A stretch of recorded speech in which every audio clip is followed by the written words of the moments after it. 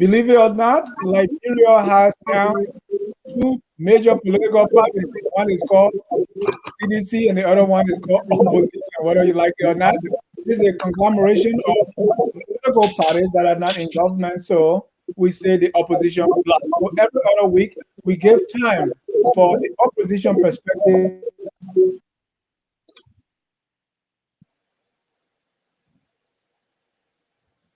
All right. Go ahead, Dennis. Welcome, Mr. Robert Kpadeh, to focus on Liberia. Unmute your mic and welcome. No, but you got me muted. You have to. Can you hear me? Go ahead. Can you hear me? Great. Yeah. Yeah. Thank you for having me, Dennis and Asoni. It's a pleasure to be here. I'm happy we got connected. Last Sunday was we had a lot of technical glitches. I think it was due to technical to internet problem. So I'm happy that we're here today. Let me greet fellow citizens, many with whom we share commonalities, whether in the diaspora, whether back home. Let me respectfully salute all good men walking on the face of the earth to say Happy Father's Day. May we continue to lend our hands in service to our families, to humanity, to our nations, and continue to do what is good. I know the Bible says when you lend to the poor, you lend to the Lord. So what makes us good fathers is for us to go beyond borders, go beyond the borders of our home, and father other people's children, and identify with the poor and identify with people facing difficult conditions. So on this Father's Day, I think I just like to dove my heart to all the wonderful fathers, all the good fellows walking on the face of the earth who dedicating themselves to nation, to family, to humanity. May we continue to be good fathers. May we continue to be good men. Thank you for having me. Welcome my co-host, Mr. Anthony Sie, to this edition of Opposition Perspective. Mr. Sie, welcome and happy Father's Day. Dennis, happy Father's Day to you and to our good friend, Ramon Wimon Monsieur Deconti Kpadeh. We are always happy to have Robert here. He is unapologetic about his views when it comes to how we move our country forward. And that is something I admire about him. He has the tenacity, the fortitude, and he will always remind us that we're with her to engage intellectually for a dear country that we all share equally.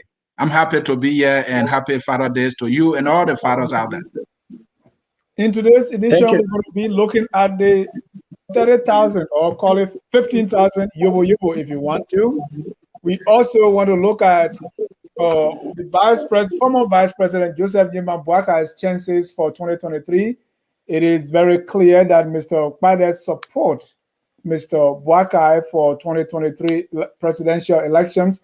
And so we're going to be delving into that a little bit. But we'll start with the 30,000, the 15,000, the 7,500. This is no small money. In Liberia, where people live on less than 50 cents a day, 30,000, 7,500, 15,000, that's big money. Mr. Kpadeh, how is Monrovia and how is the living condition with our people? We learned that there is a new strain of COVID and people are dying. Shockingly, we are hearing all kinds of deaths. Sometimes we don't know if it's COVID or not. How is it going in Monrovia? Well, thank you again for having me. It's a pleasure to be here. With respect to the COVID, the health authorities have informed us that our country is experiencing a resurgence of the COVID, this time in different form. They're saying the Delta variant form, a very, very dreadful form of the virus. We've been getting reports that there have been staggering deaths in medical centers, specifically GFK and other public health facilities. So this is worrisome. This killer disease come back as a resurgence with a very deadly force. I'm worried we do not have the capacity as a country with the health sector, resilient health sector, to manage these things if it's power up high. So we can only pray to God and continue to encourage fellow citizens to follow the preventative measures. Carry your mask. You need not be told to carry your mask. You need not be told to follow preventative measures. It's about your life this time around. And the only way we can manage to break this transmission and roll back this terrible menace is for us to cooperate. All right. By which I mean, wear your mask, wash your hands, stay away 3 meters apart from people. Don't get in the crowd. All right. If you don't have business there, there have been some measures announced by the Ministry of Health. Public, I think, institutions and private institutions are supposed to downsize their workforce by 50%. Pretty good. And then, amongst other measures, that basically seek to find a way to break the transmission. COVID still remains a very deadly menace, deadly virus. Why? Because the greatest scientists on the face of the earth have still yet got to understand the broad spectrum of this disease. All right? There have been no scientific proven, facts as to how we can treat this disease. Because even with respect to the vaccine, my understanding is that the efficacy of the vaccine is for 6 months. All right, 6 months, and there have been reports. All right, that even people that took the vaccine came down with the virus here in Liberia and other places. So at this point, the only way to fight this disease and put it back and save your life is to follow the preventative measure. Yeah. Be very sanitary, wash your hands, take your mask with you, be 3 meters away from people when you're in crowd, and let's fight. This has to be a battle where all hands on deck. Is imperative for the life of each other, for the life of our country, for the safety of our country and our population. So yes, COVID is here, a new strain. The Delta variant strain, believe to have come from India. Is very deadly. I just read a memo from UAE saying that they will not allow Liberians, passengers, civilian passengers to go through their country. It's revealing, it's telling, it said to you, we're in a serious crisis. My worry is that do we have the quality leadership in this country now to manage this? I don't think so.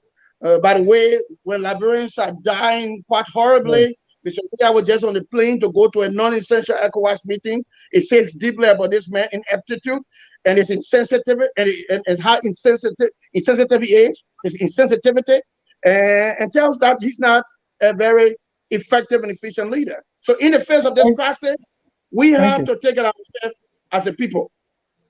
Thank you. And before I let Sonny come in, let me conclude on this COVID thing, because we saw the health minister, what I thought that she was almost like a military leader. We're going to ban this. If you don't do that, we ban.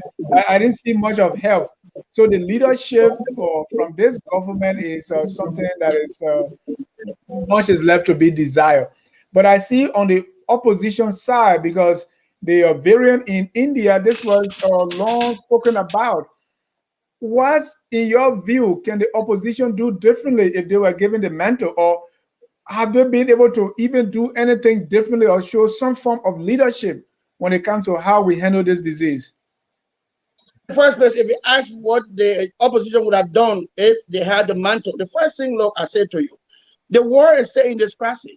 We stay challenged by COVID from many perspectives, whether it's the medical perspective or the economic perspective, where it has grounded, brought all the powerful economy to a grinding halt.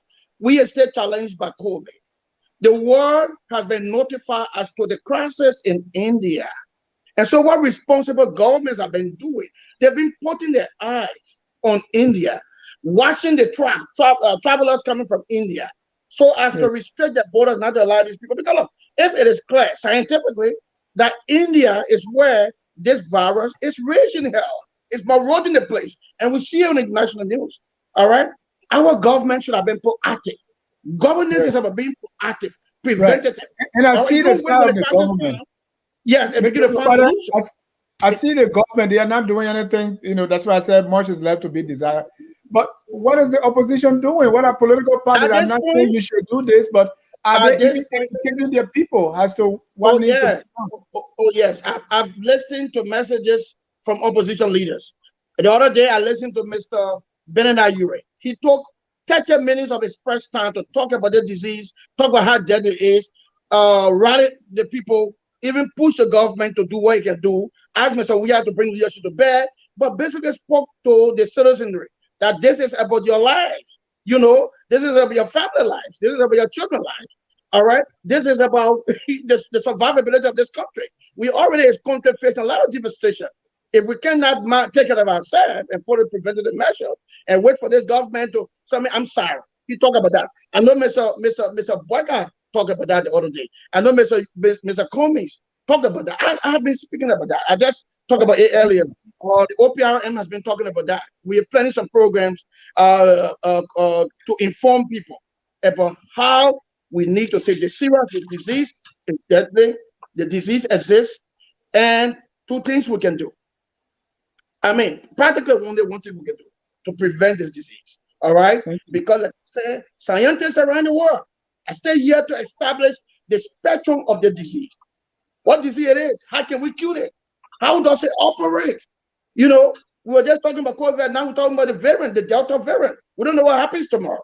So scientists stay, and even the vaccine they're talking about has only 6 month efficacy, meaning we can work for 6 months. All right, and still not proving. People took it and they got the virus again. So there's not something you can rely on. All right, so let's be the best proving way is to prevent this thing to break the transmission, and this require all hands on deck. Our people in the market, teachers, nurses, police officers, military people, civil servants, and I'm happy that the government public offices will be downsizing the staff by 50% so that they reduce the influx of people and crowd people in public places. Thank you. That's the voice of Robert Monsieur Kpadeh. He's the leader of the One People Revolutionary Movement. He's also the publisher of the vociferous Parrot newspaper. He's here with us on our program, The Opposition Perspective, with Mr. Asoni Sie and Dennis Ja. Mr. Asoni, let's get today's topic rolling.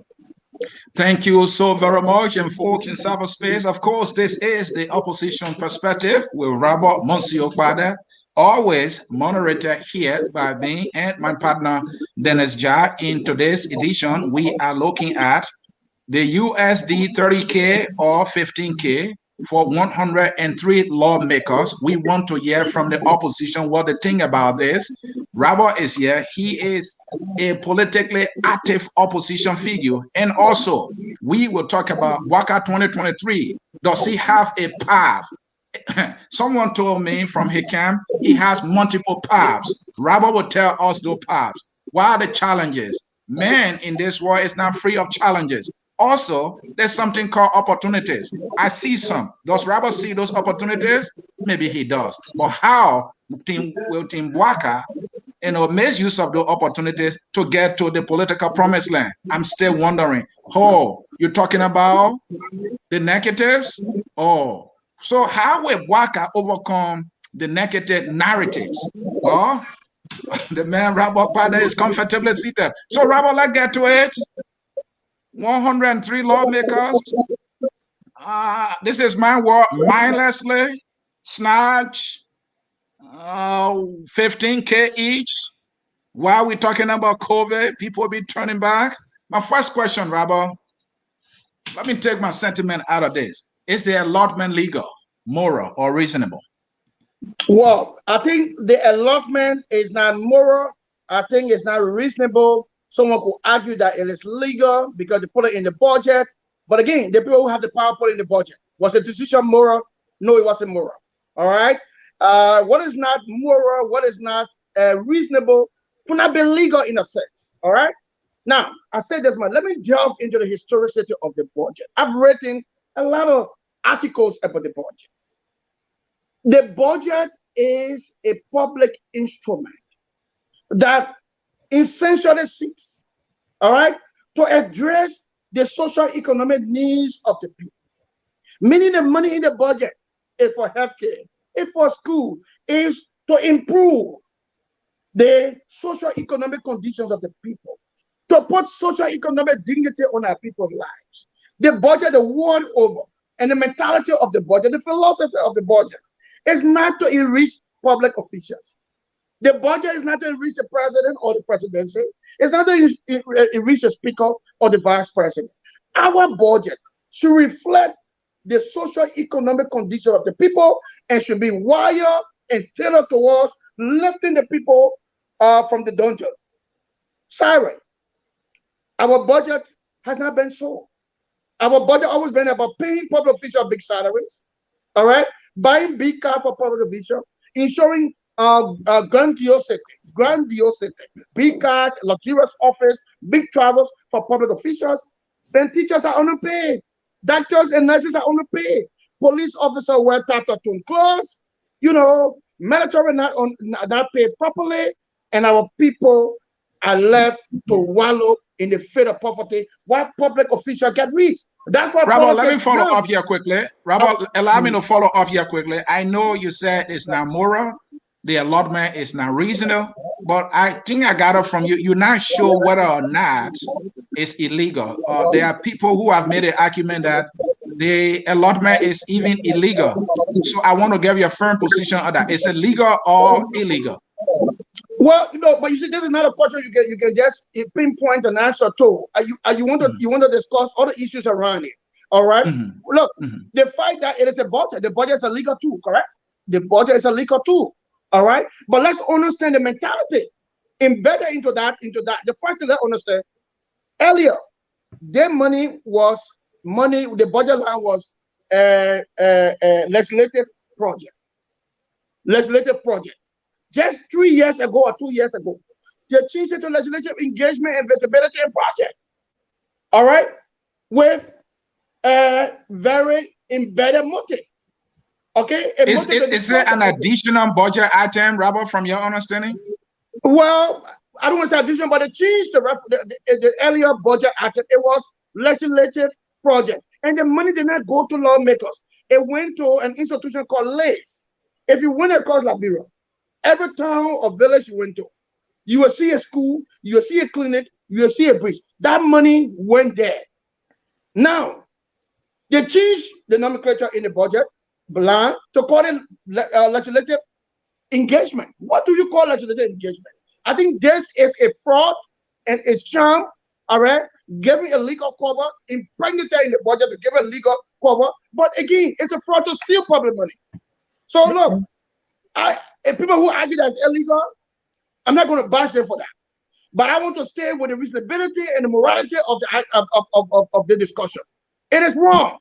Mr. And what Kpadeh. is wrong should not be legal in the first place. And then the circumstances under which it was done. People could argue that was illegal. Because you change a budget line that is legislative project to legislative engagement. Now, engagement for what? We know that lawmakers got a lot of money they collect for engagement in the constituency. So what this legislature get money for? What engagement for? So Mr. Kpadeh. Whichever way, let me let my point. Whichever way I think it's wrong, I think this budget line is fraud, and this is not only budget line. I have argued many times that the budget now has been used to defraud and bamboozle the country because it is a way you can get some legality to thievery. The budget is being used to give legality to thievery. It's dead wrong. It's fraud. It's a sham. It's an infamy, and we should not do this to the country, especially in such a time when our people have been squatter driven. Our people are subjugated to the doldrums. We should not be doing that. It's plain wrong. It's wrong. So I want to stay with the moral aspect. It's wrong. Legal and illegal is wrong. Because look, you could use their power. They have the power. They make the budget. They make the appropriation. But you are supposed to make appropriation based on objectivity, based on fairness, and based on the conditionalities of your people. Like I said earlier, the budget is not meant to make people rich. It's meant to build schools and hospitals and improve our healthcare. We have COVID raging on our hands now.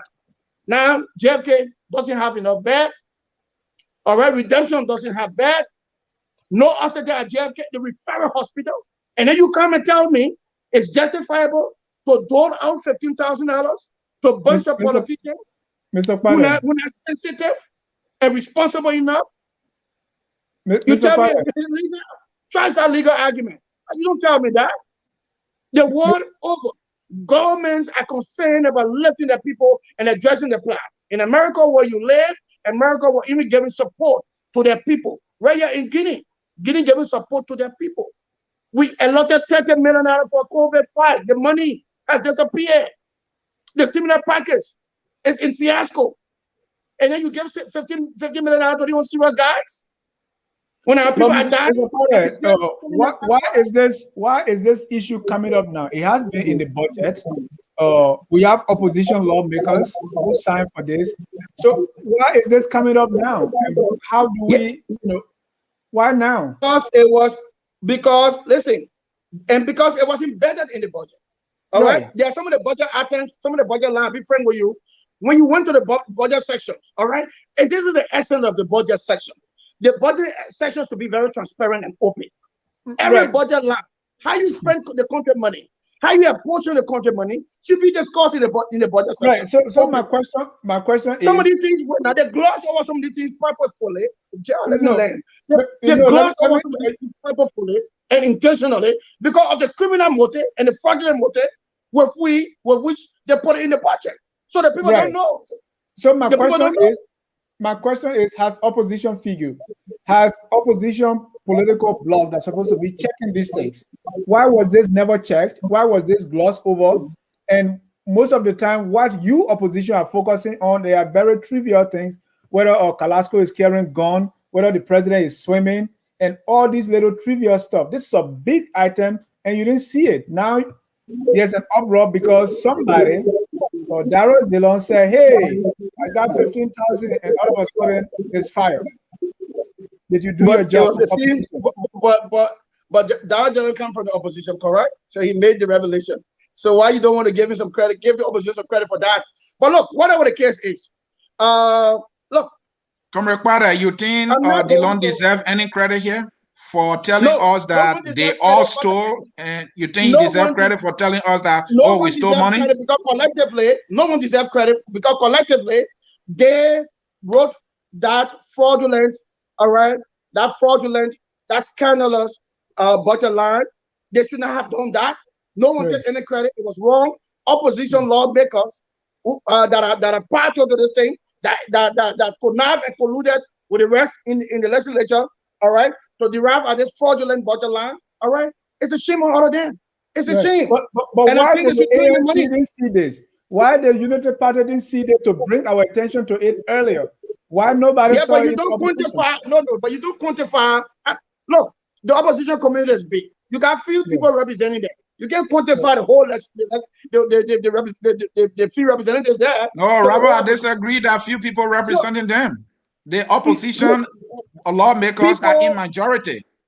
But there is a mentality in this country. People are not institutional. People are not patriotic. Mr. Boakai talked about it last night. When he was presiding over the Senate, he had problems. On him, a lot of things happened.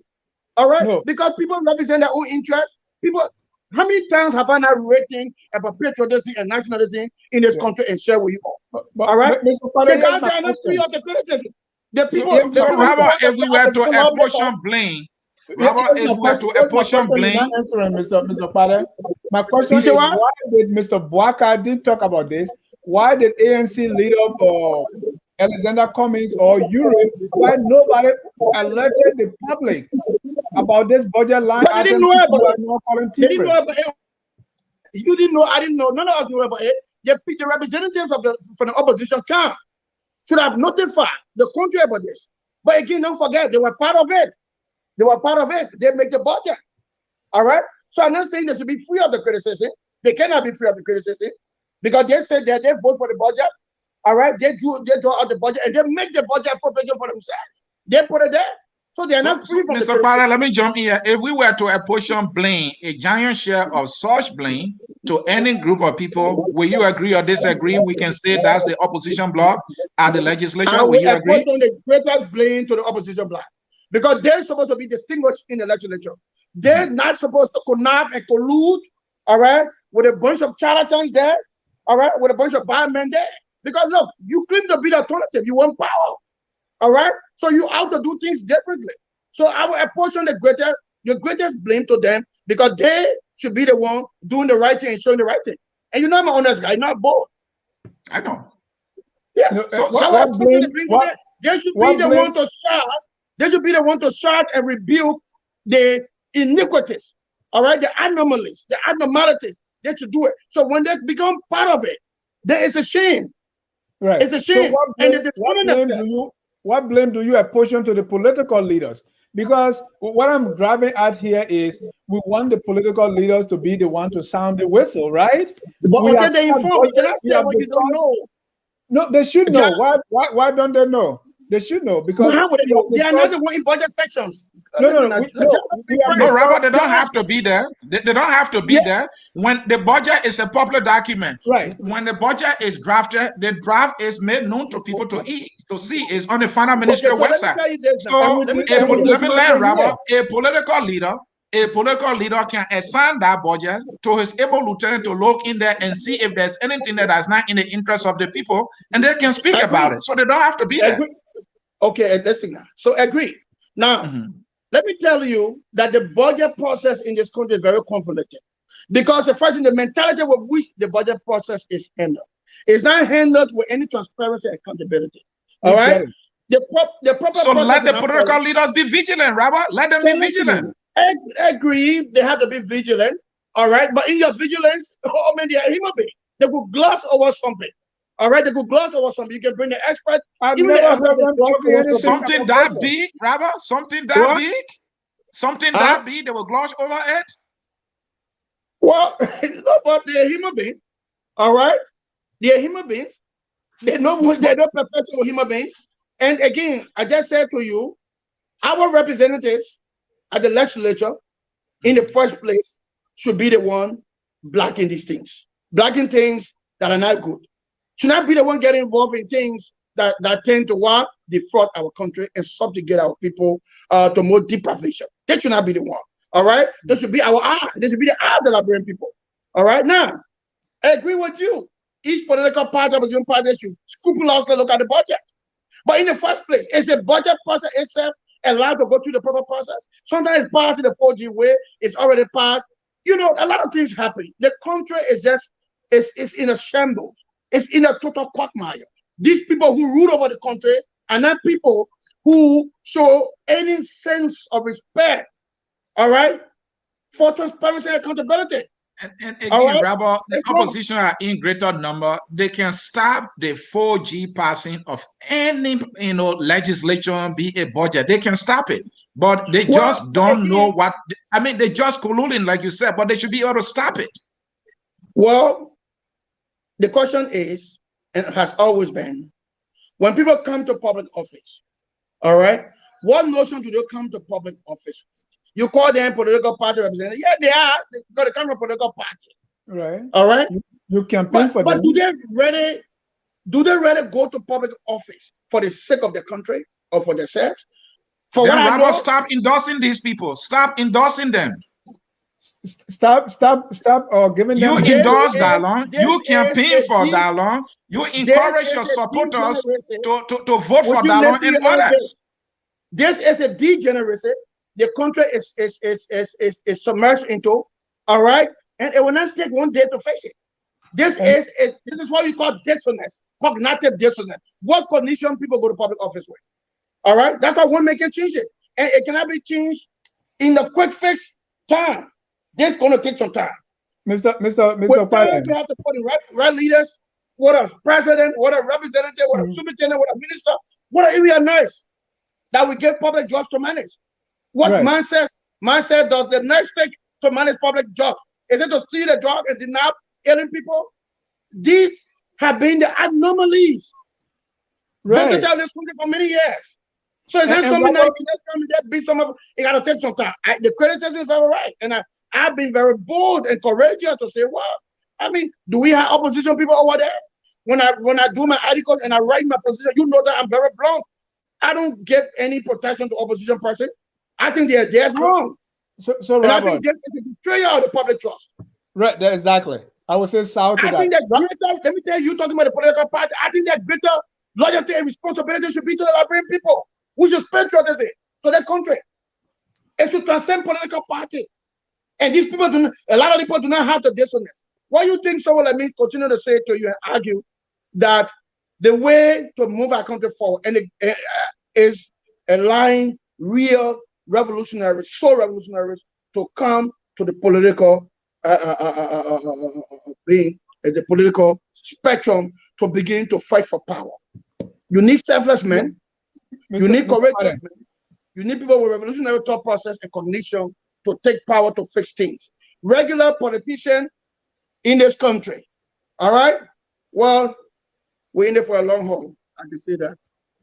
Mr. Kpadeh, it first takes for people, especially the opposition, to recognize that there's something wrong. We saw Mr. Senator Darius DeLong's post. He was not posting about this money to say, oh, this is wrong that we're doing. He said, in the interest of accountability and transparency, I'm getting this money. What do you want me to do with it? So his purpose was not that, hey, we have gotten this money and it's wrong, it's morally wrong. So in your view, I believe not even the lawmakers, including Mr. DeLong, knew that they were in the wrong taking this money.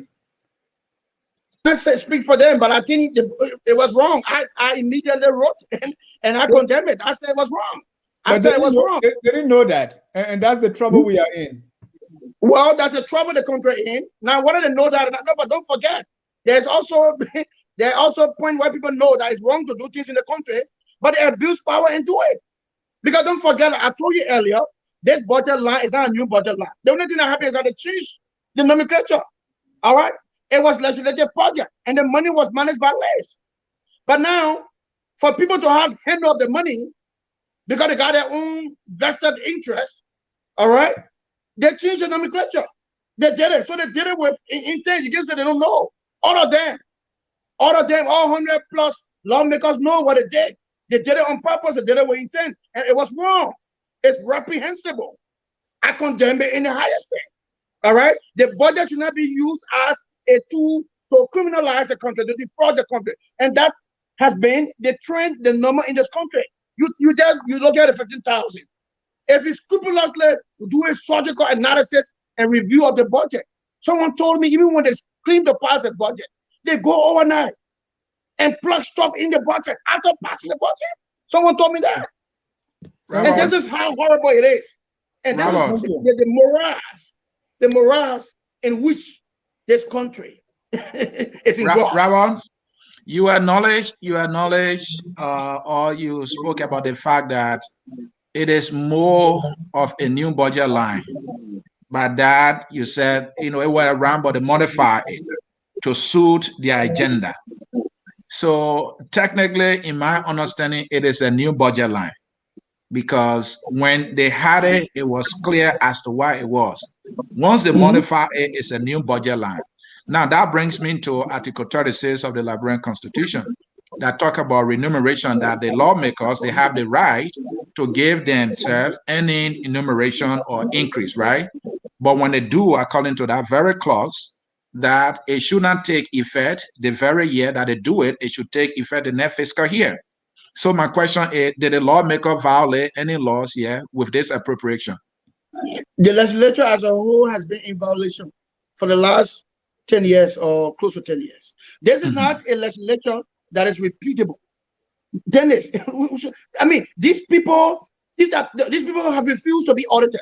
They don't subject themselves to audit. No one knows what happened. You see staffers on a daily basis protesting in that place. All right? You see how they could now collude or aid and abet misgovernance of the country. Mr. Williams said at his resort, take the phone and telephone them and ask them to do XYZ, and they get it done. So this is not a legislature that truly represents the interests of the people. All of them combined. This legislature collectively, what are your opposition? They have remarkably failed, faltered, and defaulted and derelict on their duties. I mean, that's so about budget line and this that. The first thing, does the budget go through the proper process? Mr. Finance Minister does not show out. He doesn't present budget performance report regularly to defend the budget. He doesn't say how he spend the money. And they get a budget passed 4G way. So this is not a serious legislature. This is not a legislature. So Robert, should that money be returned? Should all the lawmakers return this money? And how you think they're going to do that if you agree that they should return the money? But how you took the money? Return the money. go back, deposit the money in the government account, because the money that you took is wrong. And no official government, public official government should do that. And to even beat more sense to the conscience, all right, is the fact that we have a crisis on hand. All right. So that should speak to your conscience. And look, in the face of a very horrifying situation where JFK turning people away, no beds, no oxygen, people dying from COVID variant strain. It's just about fair enough that we put the money back, because you have your salaries. Your salary is regular. You have your fuel. You have scratch card. You have other money. You don't need this money. We need this money now for health issues. So again, it's up to their own sense of nationhood. Who are they? And that's why some people are calling it a legalized corruption. But here's my question, Mr. Rabo. I know you were very forceful in condemning what they did.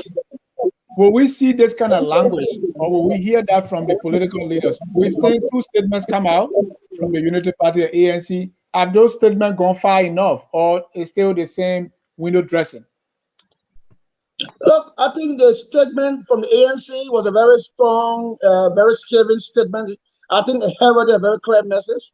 I think it rebuked the entire process. I think it was a statement in the very strong moral perspective and moral conscience. I think Mr. Boakai was very clear, very unequivocal about it. I listened to Mr. Yue, very unequivocal about it, very strong about it. I mean, there is a general chorus, all right, not only within the bosom of the opposition, but the collectivism of the Liberian people. They say no. Pimpin' bosses say no. Marketeers say no. You know, we buy boss say no. The nurses are saying no. So what more? Is it the voice of the people? It's the voice of God, correct? Don't you see these political leaders whining and wailing? Will you not see reason to put the money back? But that, don't you see these political leaders as addressing the symptoms of the problem and not the root cause? Because they have legislators who they have no control over, or who they don't even coordinate with. So saying like give the money back or don't give it back is just like a symptom of the whole issue. In a case, what can you do? Well, probably take some action if your party, maybe you can take some strong political action, moral action.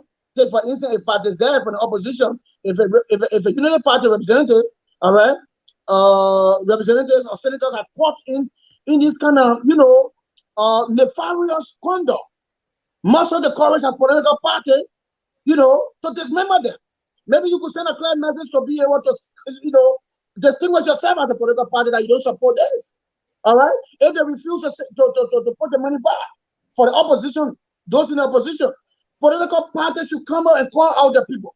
Like the ANC statement, and I have a little problem with it, was a strong, resounding statement. But I think what that statement should have done was to call out its chairman.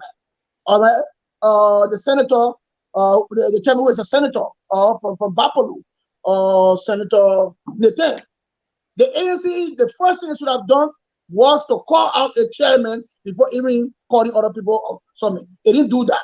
All right. I think internally we need to discipline our own and take stronger and genuine action against them when they betray the public trust. Because at the end of the day, what it does in effect, it undermines our standing. It undermines the standing of the opposition group or the opposition party who definitely seeking power and presenting themselves as an alternative. If you're the alternative, then you have to do things differently. Because you can't be condemned. We all know we are now. And we are again, we know it's corrupt. So Rabo, on returning the money, I know Liberians all across the world asking the lawmakers to return this money. But while we're talking about return of money, Edwin Snow said if his fellow lawmakers don't have use for the money, they should give it to him. He has use for it. He went further by saying, in fact, this allotment for legislative engagement and accessibility is belated.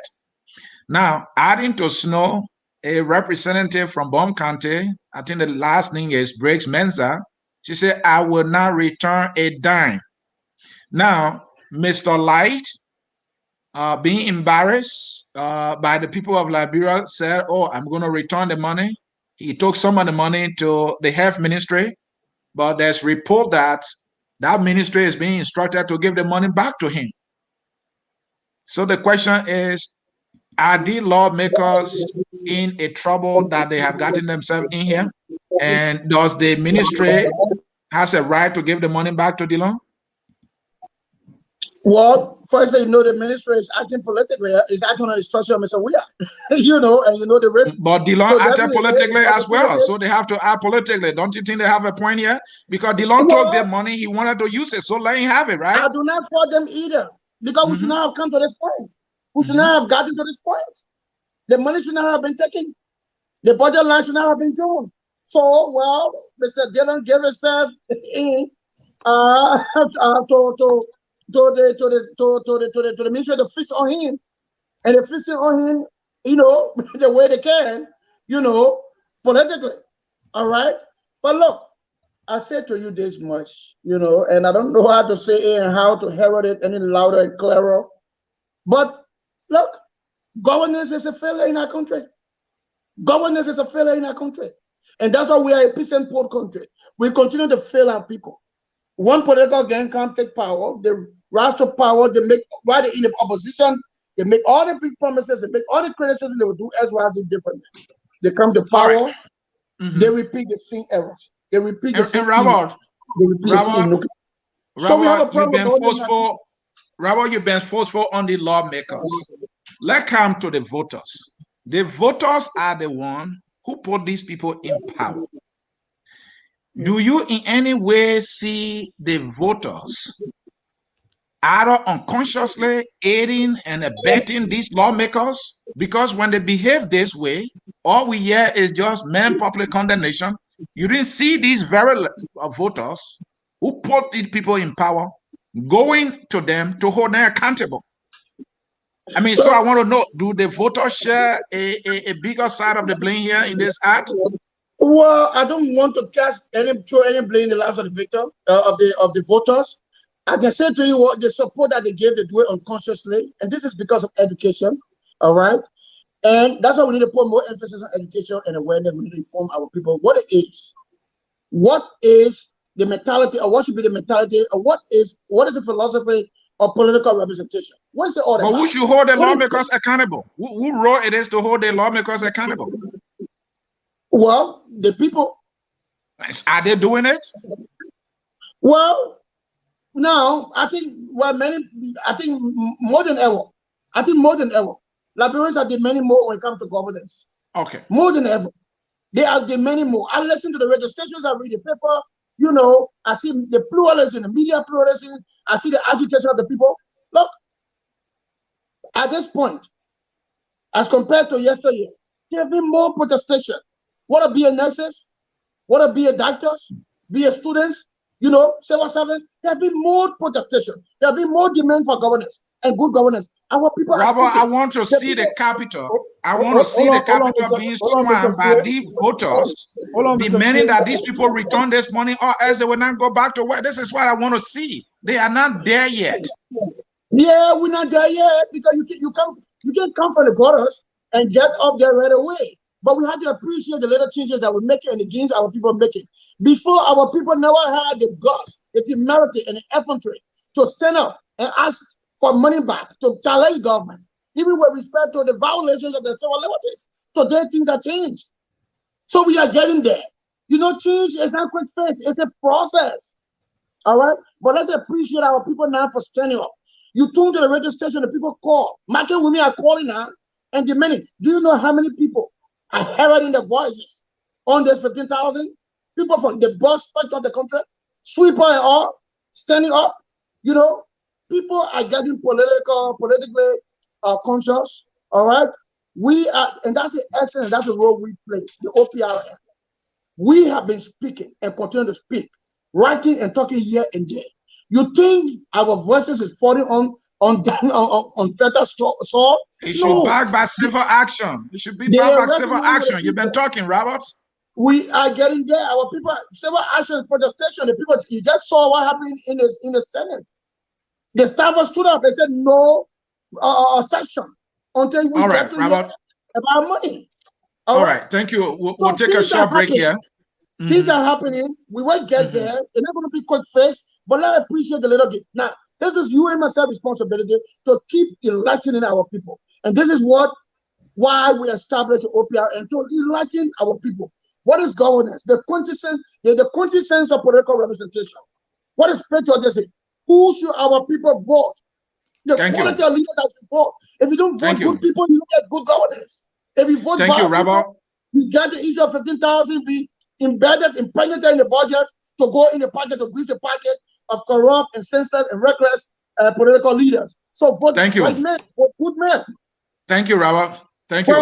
Folks in cyberspace, thank you, Robert. Folks in cyberspace, this is Focus on Liberia. This is the opposition perspective with Robert Monsieur Kpadeh. As you can see him, he's very forceful. He always coming at the issues. He's not intellectually lazy. But we will take a short break. When we come back, we will be talking about Boakai 2023. His supporters are telling us he has multiple paths. I don't see that path, or those paths, I should say. Well, when we return, we will look at Boakai's path to political victory. I want to see those paths. At Focus on Liberia, we discuss everything Liberia, from education to politics, arts and culture, entertainment, agriculture, history, religion, family, and technology. Focus on Liberia uncovers and showcases the best of Liberia and shows the world the truth about Liberia. We educate, elevate, and promote all things Liberia. We conduct interviews, panel discussions, debates, and more. Tune in to Focus on Liberia on Facebook and YouTube and be a part of the stories that make up the news. This is Focus on Liberia, and I am Dennis Jah. Welcome back to Focus on Liberia. We are discussing the opposition perspective with Robert Monsieur Kpadeh. He is the leader of the One People Revolutionary Movement, and also the publisher of the Parrot newspaper. He doesn't shy away from expressing his view. He's very forceful. And tonight we have him here to be very forceful, unapologetic, and to the point. Mr. Kpadeh, you support former Vice President Joseph Yuma Boakai, and even though the primary process is ongoing in the CPP, Mr. Boakai also has come out. He's making his media rounds to make his case why he should be elected president. In a nutshell, what are his chances, and why do we have Mr. Boakai? I don't know if there was any primary in the Unity Party in the first place, or by default he became the standard bearer, but assess his chances in few sentences. Let's see what Mr. Boakai has for 2023. Well, to begin with, Mr. Boakai has a good chance because Mr. Weah has markedly failed. Mr. Weah has proven to be incapable. He's proven to be unfit. He's proven to be disloyal. He has not kept his promises to the people to transform the country and deviate from the perennial evils, the perennial challenges, the perennial abnormalities. They continue, and they continue at the Is Weah failure Boakai's strength? Is that what you're telling me? Give me a chance. Give me a chance. So because Weah has failed, all right, he's dumping his hope with the people. His confidence has eroded. His popularity has dwindled. Coupled with the fact that Mr. Boakai, a heavy-weighted, powerful opposition candidate who comes to the stage with greater experience, with absolute clean, perfect record, all right, with the know-how to govern well, and the expertise to govern well, and the skill set to govern well, and the cool temperament to govern and unite the country, Mr. Boakai is in a better position to walk into the Oval's office come 2023. I have absolutely no doubt that his popularity is rising by the day, it's soaring by the day, because people see him as a better alternative. And because people are the ones who will vote, Mr. Boakai has a great chance to become the next president. Mr. Kpadeh, you said VP Boakai has perfect record. What is your definition of perfection? When I look at politics in Africa, when I look at the idiosyncrasies of politics in Africa, when one have power and the things that happen, the political trappings, and how they bow to the temptation of the trappings of power, Mr. Boakai has managed close to 30 years or over 30 years, all right, in lucrative public job, all right, to protect, prevent, all right, himself from falling or buying to the trappings of power, to the sweets of power, all right? He's not been corrupt. He hasn't compromised public interest. He hasn't compromised the public confidence.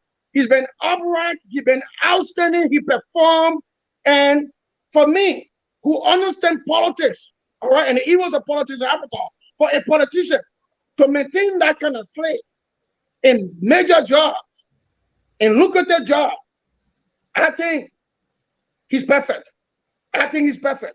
Well, Robert, talking about perfection, we both, out of us here, the three of us here, including millions of Liberians across the world, are very angry about this 30K appropriation in the budget for lawmakers. We all share the same belief that not only it was unreasonable, it was immoral, insensitive, and wickedness on their part.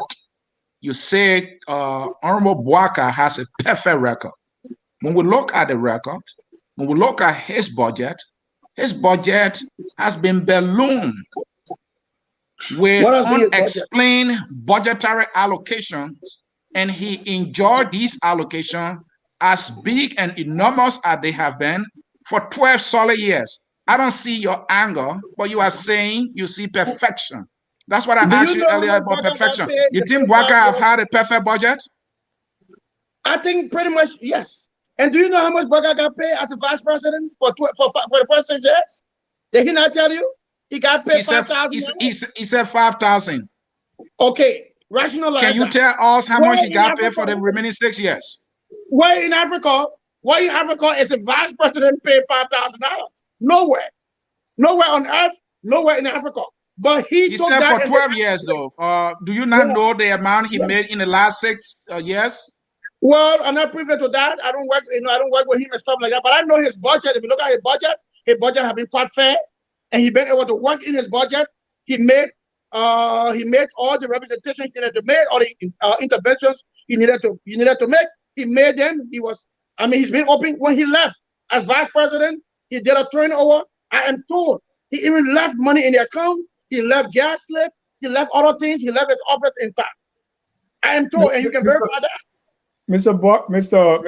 Kpadeh, you and I. And then don't forget, he did not draw out the budget. The budget drew out by the items and programs under the office of the vice president. All that he has the right to reject it. Why reject it when you have projects? Yeah. So has there been, and why not when they are too much? Has there been any budget performance report done, especially the Boakai's budget? Because in order for us to come up that Mr. Boakai is clean, he's perfect, it should be something, right? What has been the record? Any report, any budget performance report, anything by Mr. Boakai to suggest that he has actually played by the rules? The executive was regularly audited, and no records are available. Yeah, and the Ministry of Finance, but they are public documents. You can get them, yeah. I mean, I don't have. You are selling a candidate, right? So you should be able to show this candidate great shit all over the place. You know, when we get in the main campaigns, you have the document. You don't have. I mean, I can be saying. Do we have to wait for campaign, Robert, before we get the record?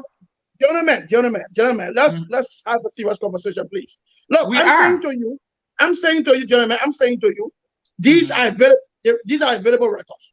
The executives were constantly audited. All right. I just said to you, Mr. Boakai left his office with a turnover note with money left, gas left, and stuff like that. Those are things you can verify. It testifies to his credibility as a public official. How many vice presidents left the office with money in the bank with gas left?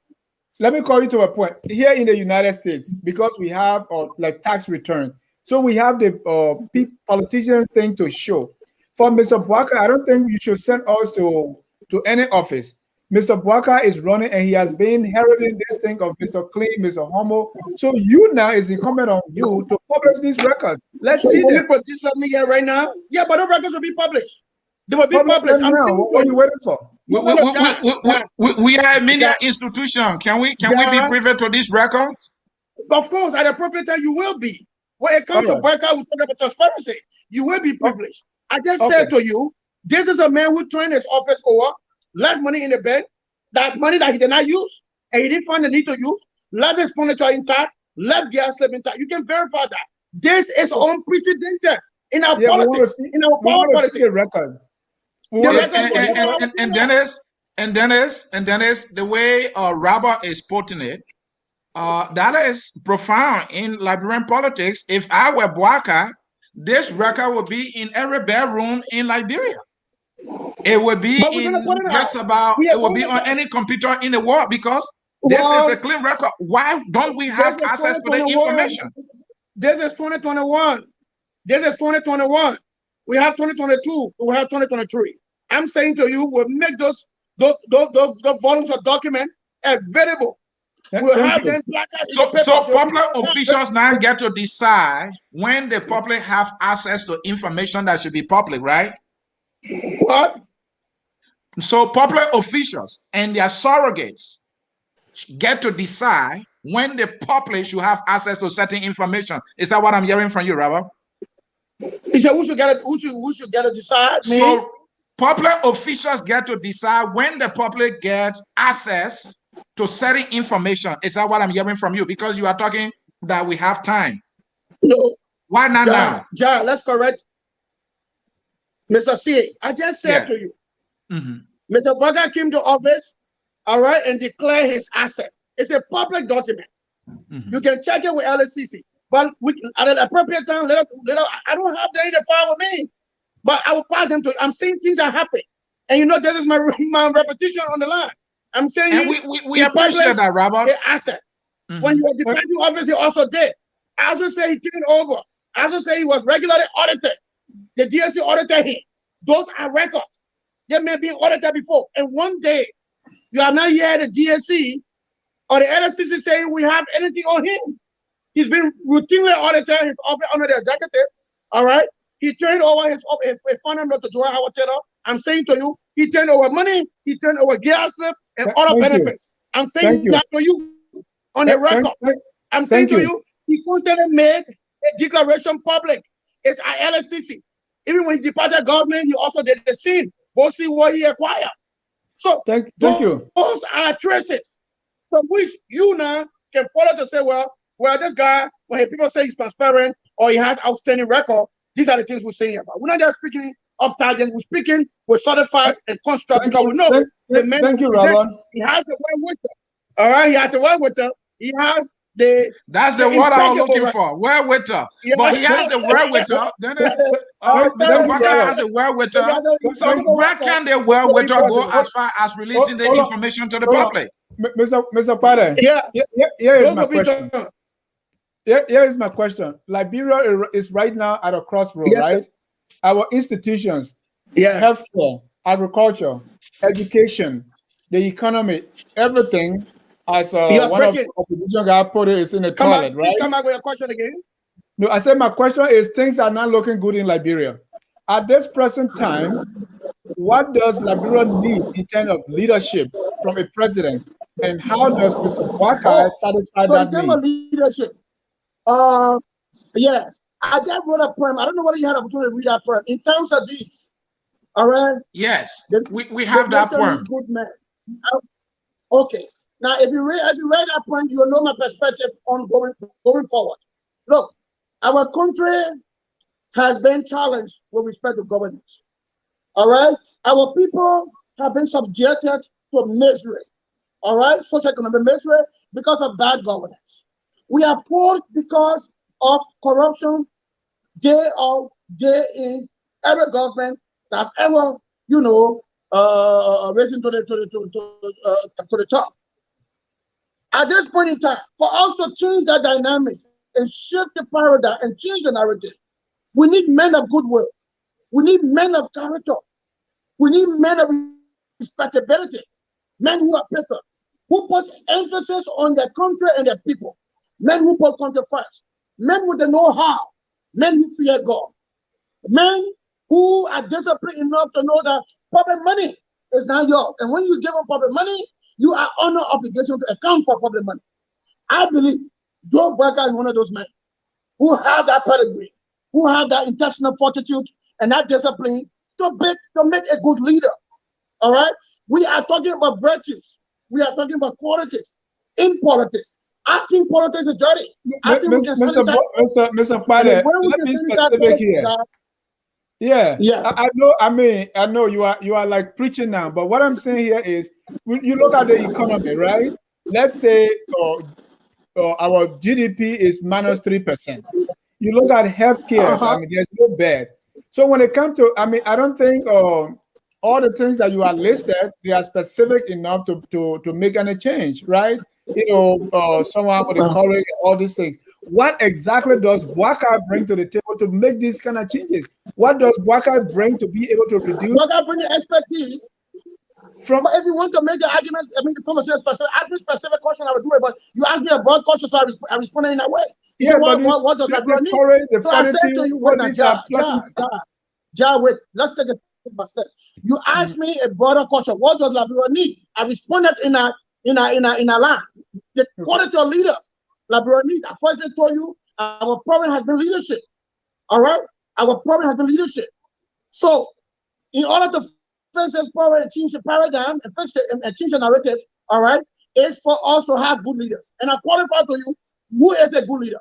Now, if you want to be specific with respect to the economy and stuff like that, earlier I told you Boakai has to know how. Boakai is one of the most proven, successful, best agricultural experts in this country.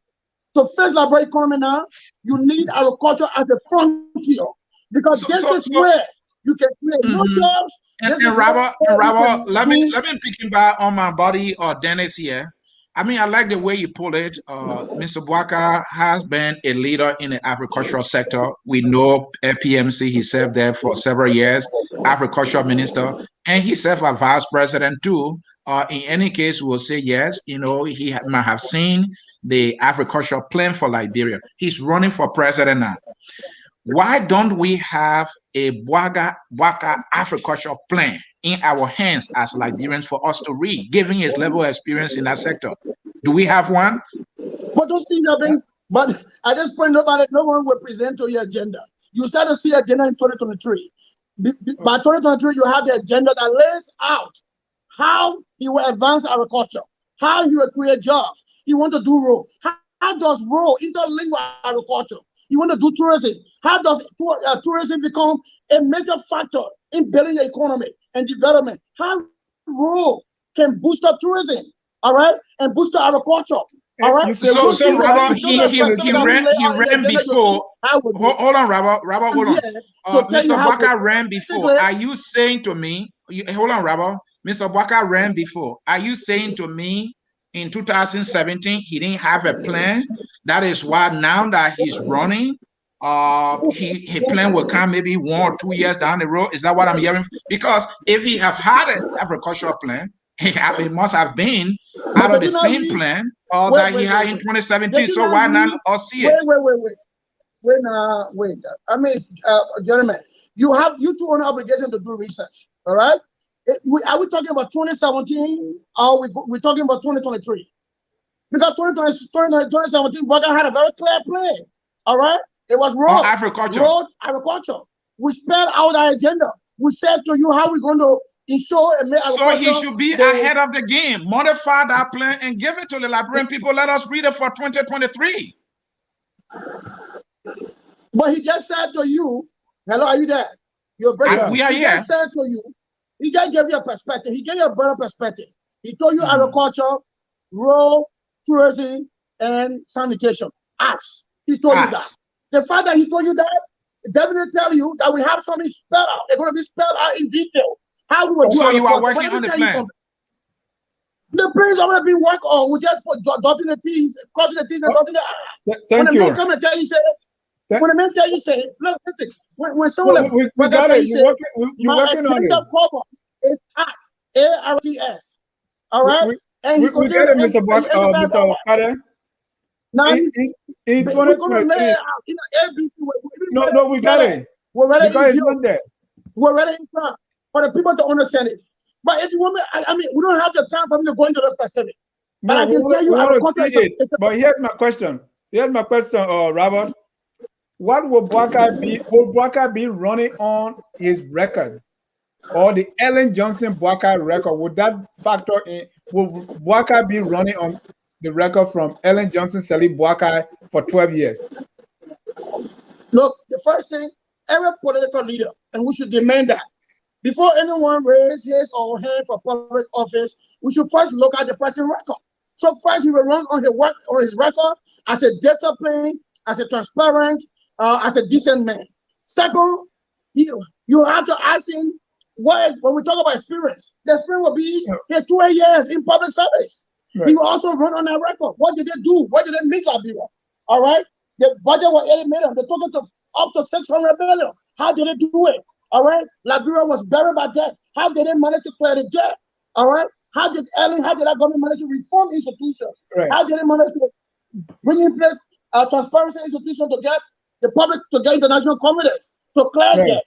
So Robert, the debts. Wait now, let me my point. The debts were based on the discipline that were instilled, building transparency institutions and subjecting public office to transparency and audit.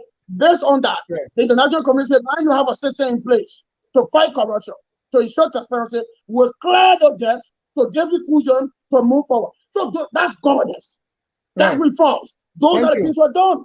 Thank you. How did the government mobilize up to $1 billion investment? How did Meta cut? How did 10 million cut? Thank you, Robert. You will be running the record. Because the system was credible, it was accountable, there was respect for rule of law. So let me follow up, Robert. Let me follow up on this. So would there be part of the Ellen Boakai record? Would there be part of those records that Mr. Boakai will own? And would there be some that he's going to disown? Do you know? I think he should own the record. I mean, he's a member of, he's a part of the chemistry. Okay. Why should he own one and reject one? He will own the record. All right? Where there were challenges, he always an honest man, he will say the challenges. But as a look, that government was far better, 1 million times better than the government you have. What you have is a total morass. It's a total quagmire. It's a mess. All right? So comparatively, it will make it easier for Boakai to debate that, I mean, just start posting the Ellen Boakai record to the WEA record. It's a tragedy. All right, Mr. WEA, did I tell you how you run the country in the first place? Mr. WEA has not come to any public debate. Mr. WEA is disreputable. His government is silent and mad by scandals and corruption. He came up to the current and Boakai did last year to go to the public radio and defend his record and his government record. So it will be easy. It's a walk in the park. It's a walk in the park. 2022 will be a walk in the park. Deconti, you are saying 2023, and there's a reason why I call that name Deconti. Everything has time because there's a time to give us that plan that you're working on. So I'll be waiting for that. I'll be waiting for that time. So, Robert, on a serious note here, you just said that 2023 will be a walk in a park. Robert, let me give you the opportunity. Do you really mean that? Look, I said as much for you. All right. I know as a politician, incumbent are strong for many reasons. All right. So when I say it'll be a walk in the park, I'm saying our debate will be much easier. The debate for us is a walk in the park. All right. That's what I mean. That was just my previous question. So let me get to my main question. The primary or the presidential, because you didn't clear the CPP yet. The CPP? Yeah. I think at the end of the day, things were aligned properly and discussions ongoing. And I think, look, I don't want to get involved with the CPP discussion much because I know we will get there. All right, Robert. So that question was just my previous question. Let me get to my main question. Yeah. So you are right. I think you said that figuratively that it will be the walk in a park. So for the sake of my question, let's take that. Now that walk in a park, I see it as an opportunity. And to be honest, there is a much better opportunity this time for Omen Boakai because Liberian talk or we are over him. And I believe we are is not doing well, thereby making Liberians to think that, well, maybe, Boakai will have done a better job. So he has the good opportunity. And his team, including you, you went into the election and it didn't go well. There are mistakes that probably you can admit that you have made. Another opportunity to not repeat those mistakes. So my question, these opportunities, the sympathy that's out there also, will Team Boakai now squander these opportunities that we see? Because Omen Boakai is on record for saying that in the past, this one opportunities. Will these opportunities not be squandered? No, absolutely no. No opportunity will be squandered. Let me tell you how we come strong and buoyant and sophisticated this time. Okay. We are sophisticated because number one, we'll be drawing from our past experience. We've been there before. Okay? We said better to look back. We did a post-mortem. We know where we went wrong, where we fell short. We're in a better position to correct it. So we come there with greater sense. That's number one. Are you following me? Are you there? Yes, we are hearing you, Robert. Go ahead. So we come with a pedigree that we've been there before. You know, people think mistakes and errors are bad, but they are good lessons. You can draw from them not to repeat them again. That's the essence of error. That's the significance of making mistakes. So the mistakes we made, we are correcting them quite perfectly, quite excellently, and we're not going to make that. So we know about campaigning, and we know the country, we know the language, and everything. That's one opportunity. Do you care to share some of those mistakes with us? No. For political reasons, no. We are learned from them and we have corrected them. Number two opportunity. Number two, look, Mr. Weah has been placed on the pedestal. He had a stand now to be examined by the Liberian people. Mr. Weah has been governing. The Liberian people now, before, they didn't know him, so it was difficult to decipher him. The big thing was that he loved the country. The boy loved the country. The boy loved the country. But the boy has been given the country. He's young. He's a grassrooter. All right. So no one will argue that, oh, we need young person to come. Mr. Weah is young. No one will argue that the grassroots people are now the squatter-driven grassroots having had the opportunity. They've been given one in Weah. All right. So Mr. Weah will be examined by the people. You don't need a rocket scientist to examine Weah governance. No one needs degree to examine governance.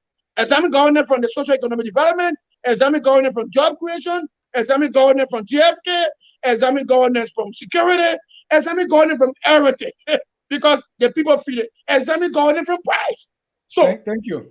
This time we have been telling the people we are that. The people know that. When I say it will be a walking fight, the debate will be a walking fight.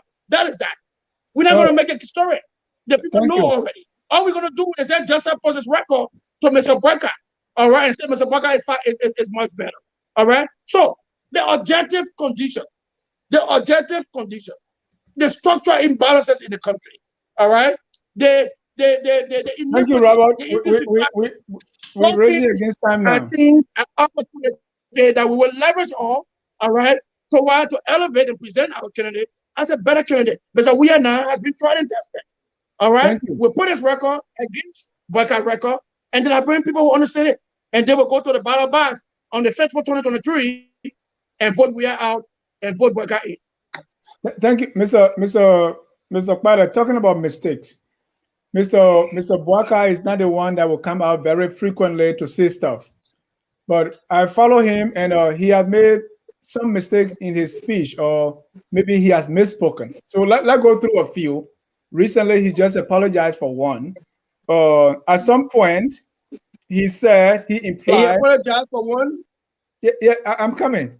At some point, he implied that the president was not being trained properly by his parents.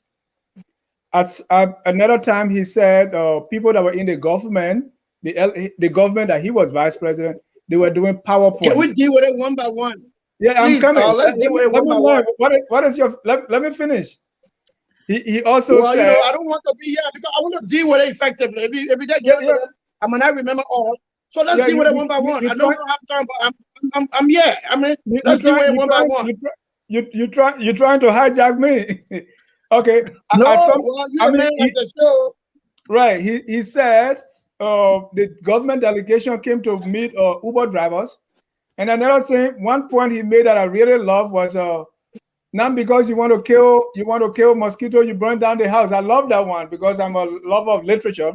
But there have been instances where this VP who doesn't speak much and he's making these kind of unforced errors. I said you are breaking. So let's deal with it one by one. Error number one, according to you, what's the error? Say he misspoke. Number one, he implied when he spoke that the president was not being trained properly by his parents. That's the time they were throwing jabs. He also said, okay, can I respond to that? In the government were making PowerPoint presentation. In other words, they were not up to the task. He also said the government delegation were meeting wheelbarrow or Uber drivers. Taxi drivers? Yeah, that one he came to take back. When he was cornered by one of the people asking him questions. He didn't take it back. He didn't take it back, and I'll put that in context for you. You know, a lot of people always misrepresent Mr. Boakai. That's why when he talked about the issue of the race car couldn't get away for almost 3 years, people kept misrepresenting the fact. When he said, look, if you want to know the strength and the speed of the racing car, put it on the track, don't keep it in the garage. He didn't say he was part. All right? It was a debate around his ability to the presidency. How could he govern well? How can he do it better? And he just threw out the man is, he speaks figuratively, he's a man of wisdom, he's good at literature, so he knows how to point the words into it. People need to understand that. He had been making a lot of clarification. I hope last night clarification will be the final, that he did not say he was old car. He was never old car. He just said if you want to know the strength of a racing car, you don't keep it in the garage. It's a simple analogy. How do you know the speed of a car? Put it on the track. Put it on the road, and you know the speed. Now, with respect to the issue when he said, we did not get good training for his parents. You know, to be fair, man, Dennis, the man was responding to a scathing attack on him on the public radio by Mr. Weah. He had gone, made very damning comments about the man, made derogatory comments about the man on the public radio, a leader speaking that way. Now, when the leader go to the public radio, all right, and speak damning about a statesman, an elderly man in the nation, what else can he respond to it? He just simply said, anyway.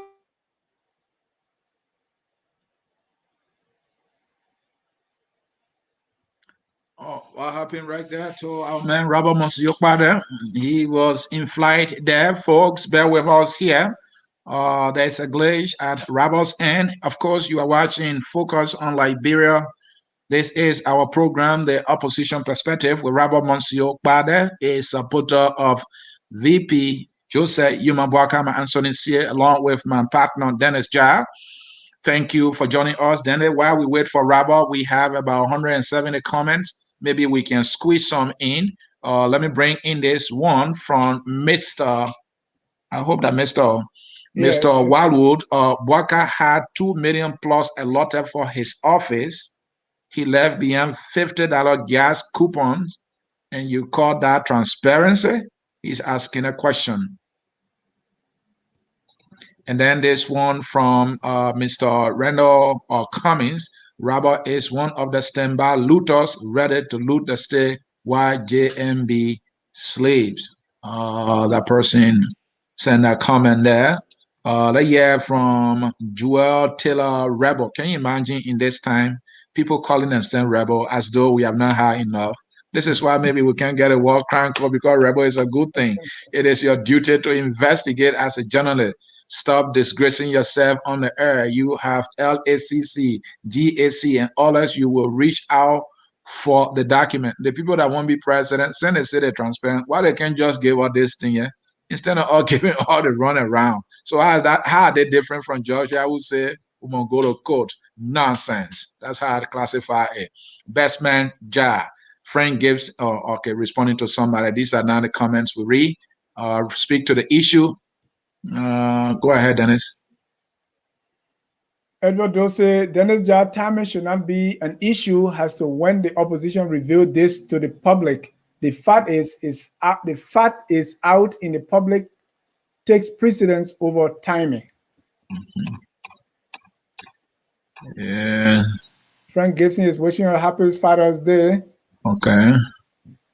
Thank you, Frank, and happy Father's Day as well. Yeah, like from Anthony here. He was VP for 12 years, and even he said they had money to do more, but they didn't do so. How is he claimed?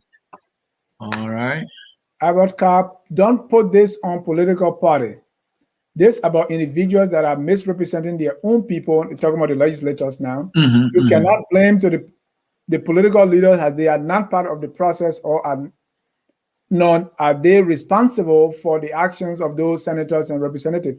You guys in the Liberian press and talk show circuit need to direct the problems where they are and not deflect the situation to others. Somebody is coming to JMB defend here. We are said he was going to play loud music to JMB house, and then so what do you expect in response from JMB? That person is writing there. So go ahead, Mr. Kpadeh, continue your thoughts on. Yeah, so number one, I was trying to be, and let's be fair here, Dennis. You know, there's somebody in media will say, every story, there's a storyline to the story. Boakai did not just speak in video. So we had got in the public radio, on the EFBC radio, and spoke in a very damning way. He threw inflammatory at the man. I think you should be the one to even say that was wrong in the first place. All right? Said some very horrible thing, derogatory thing about a statesman and an editor man. Besides politics, Boakai is one of the editors of our land. So Boakai fought fire with fire. That's what you are saying. Yes, he went there. He said horrible things. He threw insults and diatribes and inflammatory at the man. All the man did in 1 second was to respond. He started cursing and said, "Oh look, they said to you how the young man was brought up. How is that misspeaking? You can shot somebody. You threw all sorts of things at him, diatribes, inflammatory at him, and he said, well, this only testify to how your parents brought you up. This is not misspeaking. He was not wrong. Number two, you talk about each of the taxi driver. Now, Mr. Boakai always speaks figuratively. It's a very good, he has a good literature and tongue. He talk like that. He made this statement prior to the meeting with Linda Greenfield. All right? When they went, they were taking pictures here and there with some drivers from here, from State Department, from the embassy. Specifically, Mr. Boakai responded to that. But let me tell you last night what he did. He said to them, again, figuratively, you have to listen to this old man when he's speaking. He speaks a lot of wisdom. He said to you, if that trip yield any result or had yielded any result, I apologize. Has the trip yielded any result? We know what happened to the meetings. The meeting with Greenfield was a very, very tough one. She rubbed it in their faces. She said to them, you had to work on corruption. She said to them, you got to work on civil liberty. She spoke to them about security issue, about governance issue, about accountability issue. You're not doing good. And she said to them, sanction might come if you continue on this trajectory. All right? So forget about the meeting. Linda Greenfield is like a daughter to JMB. Her name is Kpadeh. Her parents came to this country and worked in Lofa as missionaries. That her pa, he would never speak, in a very bad way like that to her. He was not referring to her or the congressman. He made that statement long before they met Greenfield. They met Greenfield at the tail of the trip, at the end of the trip. All right? But he put it back to you. He said, look, if you got results from the trip, and we said, when did they get the results? If you got results from the trip, then I'm sorry. He didn't misspeak. That's not misspeaking. What the next one? About PowerPoint? You said something about PowerPoint? Yeah, so at some point, VP Boakai, when he was pressed on, that was on the T-Max interview, that, hey, you said there was opportunity squander. You know what I'm saying? Can you explain yourself? And he went further by saying, well, there were people in government, when it came to implementation, all they did was do PowerPoint presentation. And he also went further by saying some of these officials of government, many of whom have come from the diaspora, they were taking the money and paying for their mortgages. Well, look, he didn't call anybody's name, but look, we know there were point in time some people came and did wrong. We know what happened to RI and stuff like that. But listen, look, when people speak, let's look at the good intent with which they speak. All right? Mr. Boakai is a peaceful man. This is not somebody who go after people in a very ferocious way and stuff like that. This is not somebody who talk to somebody in people in condescending way. He was saying, as a practical person, and he wants to be practical. Look, it was more about this PowerPoint presentation. Can we put emphasis on execution? This is something he said in cabinet meeting. People said Boakai was sleeping in cabinet meeting. Boakai, every assistant president in cabinet meeting, he talked to the notes. He called into order. He reminded us about this project, that project. We don't want PowerPoint presentation. And some people, they were not meant to talk down on people. All he's saying, and let's take the good intent from the comment, he was saying, look, can we be a more practical? People want results. Our people dying. Our people hungry. We're in the 21st century. Look at where our country is. You and myself are Liberians. We're proud of this country. But the way folks in the Unity Party understand is, some of them, not all of them, to put it right, is that, whoa, all the work we did, the leader of our party is telling us that all we were doing was just PowerPoint presentation. Is the old man now making enemies for himself here? Mr. Boakai is proud of the Unity Party government record. He said it last night. He will continue to say he's proud of the Ellen Boakai record. They took a shattered-tune country, no institution, no infrastructure, very low budget, no institution in place, no transparency, a country that have known rampant corruption, bad governance, misgovernance. They took it over and transformed it in 6 years. All right, regain public reputation, put Liberia back on the map, turn the corner. That was an excellent piece of job. Were there some mistakes? Yes, there were some mistakes. Will there be a perfect government? No, there will not be a perfect government. Is he proud of that record? Yes, he's proud of the record. We're trying to wrap up yet. Now we have less than 2 minutes. Does he appreciate some of the good, incredible? I have my final question here, Dennis. Yes. Was there some bad performance on the part of some minister? Yes, you will find that in every government. But on the overall, collectively, all right, the Unity Party, if you want to be fair, and don't forget, I'm not a member of the Unity Party. I've not joined no political party in my life. I always say that. I see Boakai as a statesperson. I see him as a Liberian. I am concerned about the quality of people. I'm a revolutionary. My thing is, thank you, Robert. Robert, my final question. You know, so I'm not concerned about the party politics because I'm not party member. I'm not Unity Party member. I'm not thinking I'm going to join. Right now, I'm concerned about the quality of leaders that will get in public office, all right, to change this horrible narrative. To bring Robert, this is my final question. Elevate our country, okay. Robert, this is my final question, and this question came to the VP as well. I think it's key, the support of Mana Ellen Johnson Sirleaf. I hold the view that not having Ellen on Boakai's team in 2017 was a political manus. Do you see it that way?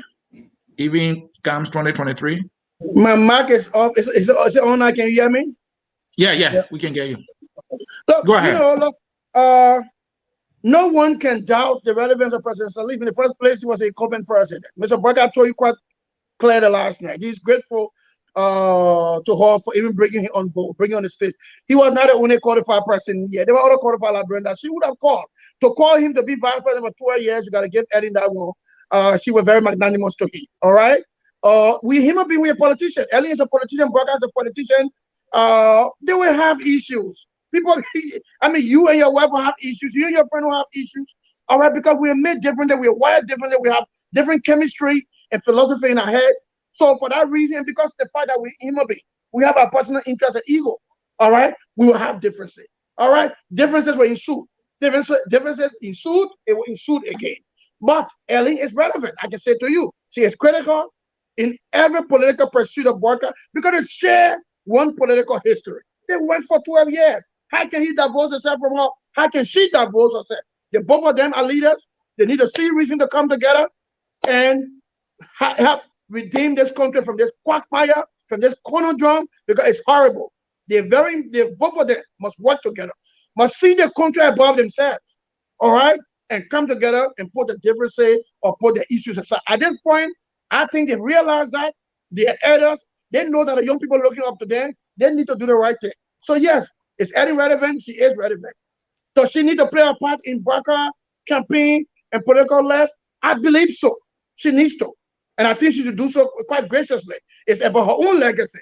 She's seeing what happened now. All right? Going forward, it's not about Boakai. At this point, it's not about me. It's not about you. It's about our country. Look at where we're at the lowest ebb in governance. This is a shame and a shame.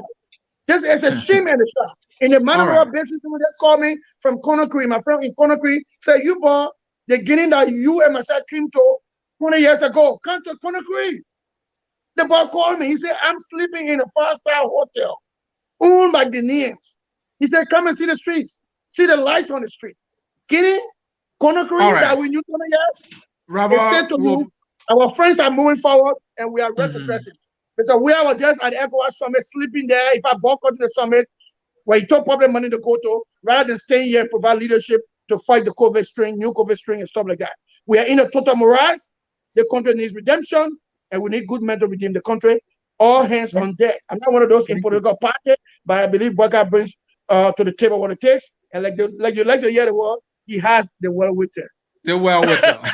Mr. Kpadeh, and this is why our ears are all anxious, even our tongue thirsty to see a plan. Always political parties telling us they have to wait because somebody else is going to steal their plan, so they have to wait until the eve of election before they tell us their plan. That's unacceptable. They shouldn't be doing that. Tonight at 6 p.m. Tonight at 6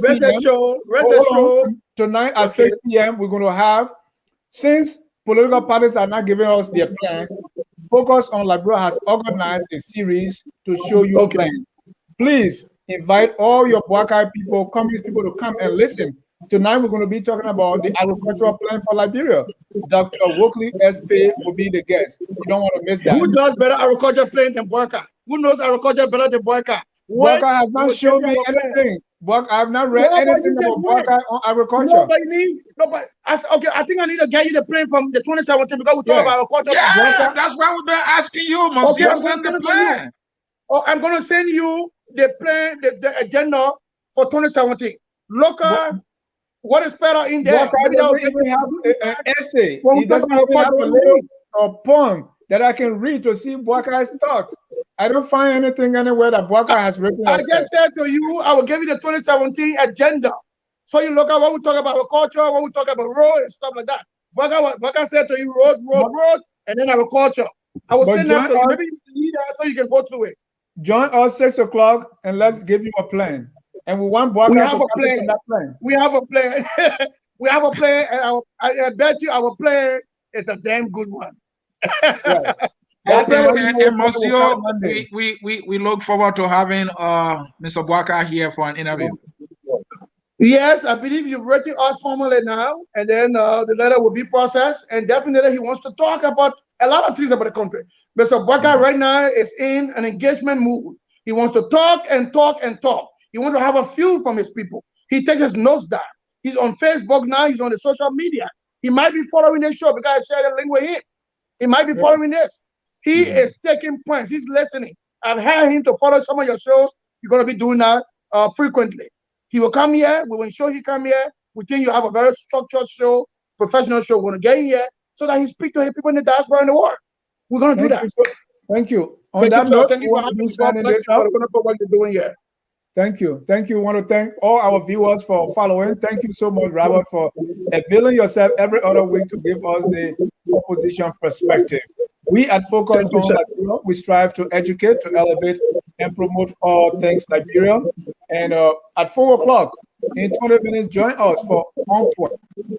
Yeah. All right. Close up, Mr. C. All right. Thank you, folks, for following us here on another edition of the Opposition Perspective. This is how we'll come to the end of this broadcast. Here at Focus on Liberia, we want the political leaders to come and talk to the Liberian people. But when they come, they should come with their plans. We don't want they say, I will do. No, that's not what we want. Show us a plan. The plan will tell us what are you really mean well for the Liberian people. And so again, folks, we want to say thank you for following us here at Focus on Liberia, where we educate, we elevate, and promote all things Liberia. We have a song here. That song says we are all Liberians. And that song is taking us home right now. Dennis, let's go home. There you go, okay. We are Liberians. Liberia is our home.